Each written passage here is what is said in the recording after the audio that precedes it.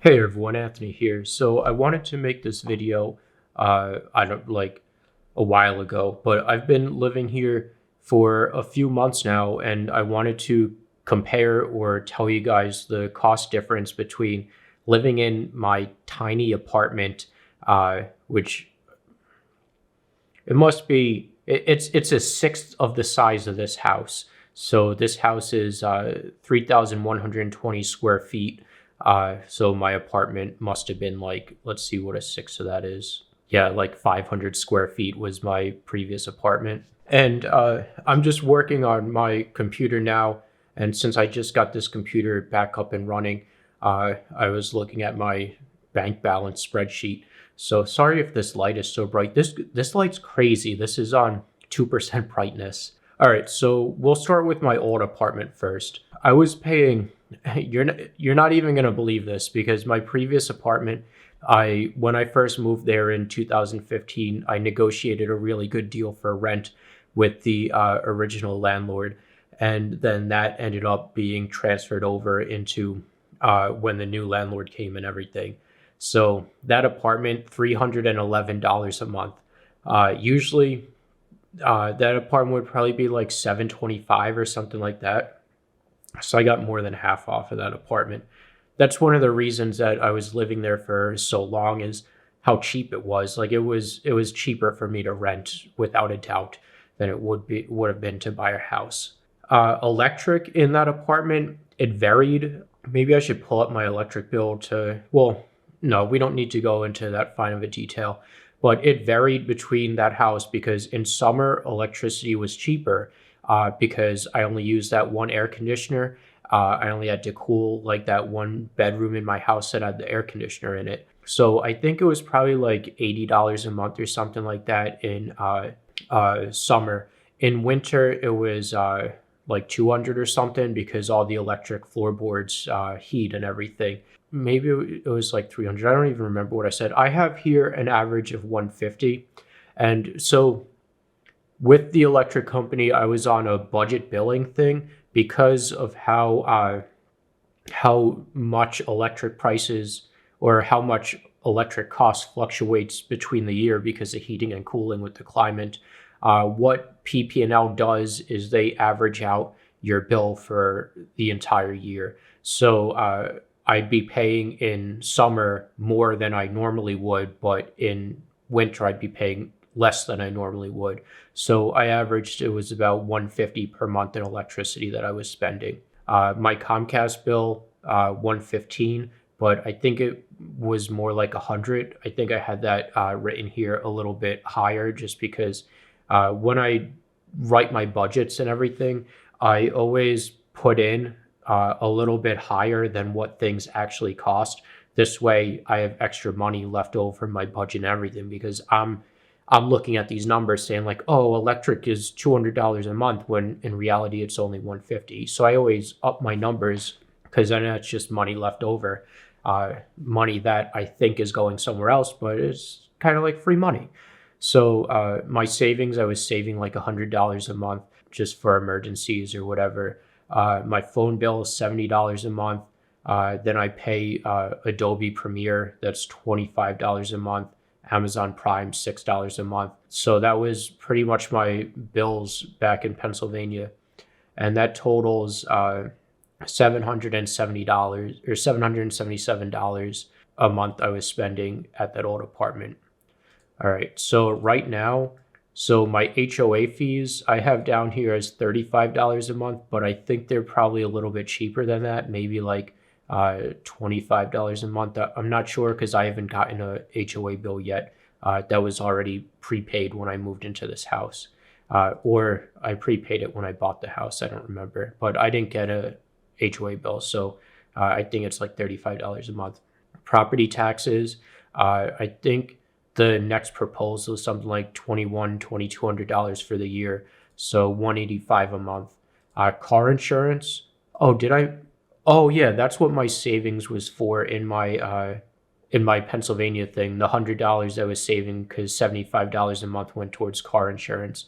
So I just switched over from Progressive to State Farm because Back when that girl hit my BMW in 2018, I won the lawsuit against Progressive and everything for that. But then Progressive raised my rates to make up for the cost that they had to pay me, even though the accident was 100% not my fault. I ended up paying for it because they increased my rates after that.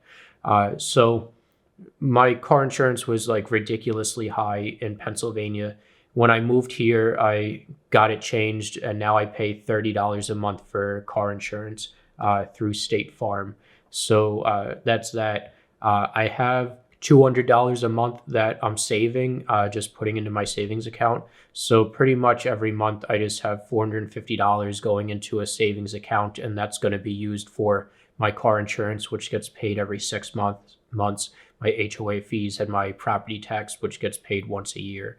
So I'm saving about $200 more per month than I should be or whatever. So that'll just be like extra money, which I could be doing other stuff with, but it's probably like good because at the end of the year, I'll see like after my bills are paid, my HOA, property tax, and car insurance, I'll see this extra money in the bank and I'll be able to buy like a big item or whatever with extra money. So that's good. Comcast is $90. These are actual prices that I pay. So $90 a month I pay for Comcast, which I pay $30 more for internet here than in Pennsylvania.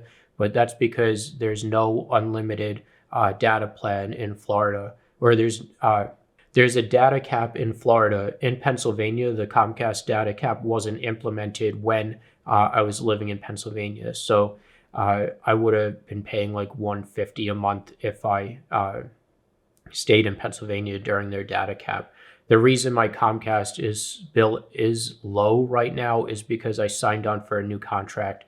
So in the first year, you pay a cheap rate, then the next year it goes up, and then after that you pay the full rate. I wish that after that occurs, after 2 years is over, I can be able to drop it down, but I haven't had luck arguing with Comcast to lower my bill after that. So right now I'm paying $90 a month for Comcast, which includes $30 goes towards having unlimited data, which I use like 4 to 5 terabytes of data each month with my Ethereum validator.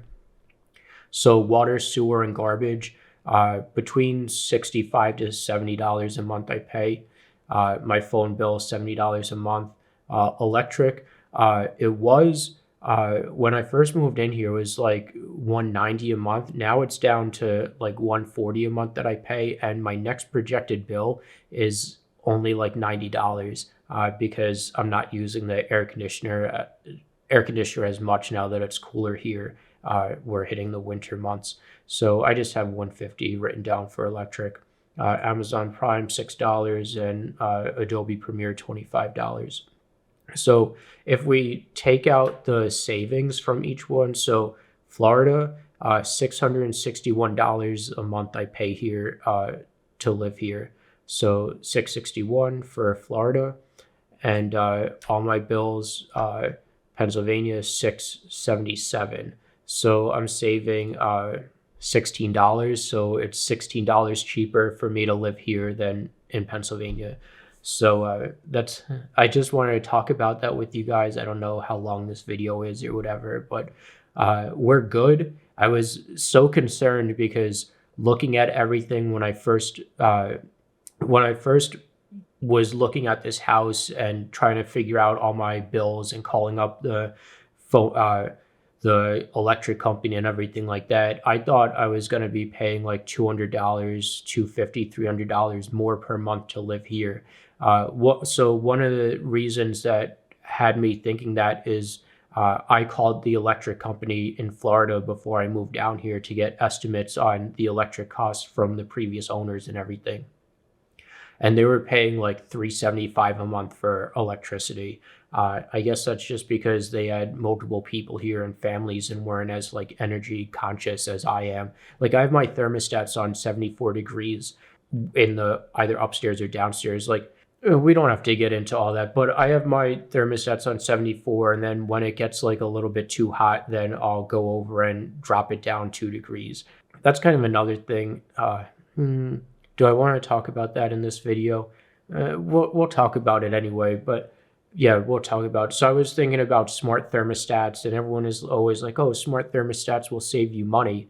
I think smart thermostats would cost me more money because the reason that I save money on electricity is because having a thermostat that I have to get up and walk to lower the temperature, that's a little bit more inconvenient. So I have to get up off my desk. Like I have to be pretty warm to want to get up out of my office chair and walk over to the thermostat to drop it down 2 degrees. Or if I'm in bed, I have to be more hot than I am tired to want to get out of bed and uh, lower the temperature 2 degrees. Now, if I had a smart thermostat, I'm like, oh, well, my phone will be next to me. I can just go on my phone app and lower it by 2 degrees. I don't have to get up or do anything. So I think a smart thermostat wouldn't save me any money. I'm thinking about getting one anyway because this doesn't even matter because I'm not selling my house anytime soon, but just having like the digital display, it will raise property values just by looking fancier and more updated and all that. I think that's something that'll raise property values, just having a thermostat that looks cool. What else? What else do I want to talk about? I don't know. That's basically it. I know I was also saying when I first moved in here that I was worried about having to make more money on YouTube and having to ask you guys donate and all that. I thinking about asking you guys to donate upcoming. I mean, I don't have enough subscribers. Like you guys don't donate to me anyway, and I don't have enough subscribers or viewers for it to make a difference. But it would help when I do deductions on my taxes and everything. It would look better to the IRS if they see that I have more YouTube income than I really do, because that would help me make more tax deductions and everything like that. So that's one of the reasons I would be asking you guys to donate before this year's over, so that I can take off a proportional amount of deductions or get some more money back in deductions that I made for having like setting up this huge office and all that stuff, because I put in a lot of time and everything like that in these YouTube videos, even though sometimes I'm not as into the YouTube videos as I want to be or should be. But that's because I'm putting the whole house together, so I don't have as much time as I used to sit down and write scripts and all that stuff. We went like way off topic. The point being is I don't need the YouTube income to survive here like I was originally hoping or originally thinking. So that's a good thing. Everything's stable financially. AltcoinXP is stable for the future and everything like that. I know I'm going to have gigantic tax bill coming up because I sold like $360,000 worth of cryptocurrency to buy this house. So I'm going to have a huge capital gains tax bill. And all that, the sale of all that cryptocurrency was when I was a Pennsylvania resident. So I have I have state taxes to pay in Pennsylvania. Florida doesn't have state tax. So all I have to do is pay federal tax. So it's cheaper here tax-wise because of that. What else do I have to say? I don't know. Things are good. I'm actually spending less money than I thought here by like $300 or $400 less than I thought, if not more than that. So I have enough money left over per month to be comfortable. Going forward, for the rest of the year, I'm still going to be conservative on my spending just because I want to see how cheap I can live here. And I want to save money just so that I know I have extra money to pay the tax bill when it comes and everything like that. So the rest of the year, I'm not doing any more big purchases or spends. Maybe like $200-300 a month I'll spend on stuff for the house, but there's no more major upgrades. And it's not even like painting the cabinets isn't going to cost that much. Maybe like $100-200 in like paint and supplies. I can do the tile work upstairs, but that's like $500-600 around there, plus the cost of the tiles. So maybe like $800 per bathroom, $1,600 upstairs. Painting the doors, it's just like small stuff. this video is going on way too long, but the future is stable financially for altcoin XP. All right, take care, guys. Thank you for watching, and let me know what you think. Are you surprised at how cheap it is to live in this house? $661 a month I'm paying with all my bills and everything. All right, take care, guys. Thank you and goodbye. Oh, I should probably talk about all this stuff too. So this doesn't include lawn maintenance, which is like, let's just say like $80 a month around there to have my neighbor mow the lawn. It doesn't include chemicals, putting in the pool, and pool maintenance and stuff like that. So that type of stuff isn't included in my budget. I probably should have did that before I made this video.